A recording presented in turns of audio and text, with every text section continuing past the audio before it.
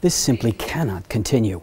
How many times do we think that while watching the scores of exhausted children, women, and men desperately fleeing war and oppression, trying to reach the shores of Europe? This special hearing on asylum, organized by the EPP Group, has brought together some of the key figures helping EU frontline countries deal with a humanitarian crisis of near biblical proportions. So how to more forcefully deal with human trafficking and improve border security and search and rescue operations, such as EU border agency Frontex's Operation Triton. German EPP Group MEP Monika Hohlmeier summed up the threats and challenges faced, particularly from the terror group Islamic State in refugee hotspots like Syria and Libya. We need more legal avenues, more legal possibilities to try to stop the human traffickers and organized crime in this field. And in one part we will need a military action in the field where ISIS is.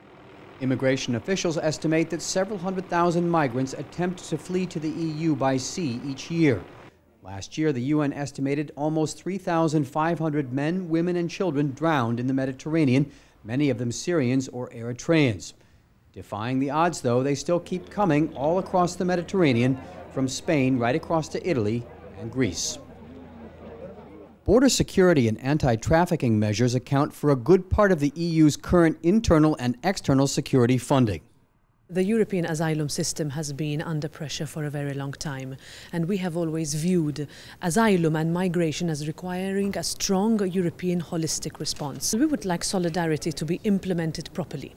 This is a requirement of the Lisbon Treaty, and anybody like me coming from a frontline state would expect that Lisbon Treaty obligation to be implemented on the ground. Director of the Red Cross's EU operations is Leon Propp. He said frontline countries' budgets are at breaking point. Countries in North Africa and Turkey are stretched and susceptible to human traffickers. His message? Keep up the solidarity with the neighboring countries that are providing a lot of support to refugees. So keep up the humanitarian efforts and also ensure that there are more and better ways for people to access protection inside the European Union. Meanwhile, the EPP Group is calling for new measures to crack down on traffickers and improve the so-called blue card system to attract skilled migrants for Europe's economy. Sharing the burden among the member states is a cherished EU principle, but nowhere more urgently needed than when trying to deal fairly and humanely with a literal raft of refugees just trying to stay alive. Find out more about the largest political force in Parliament by going to eppgroup.eu. Thanks for looking in, and see you again soon.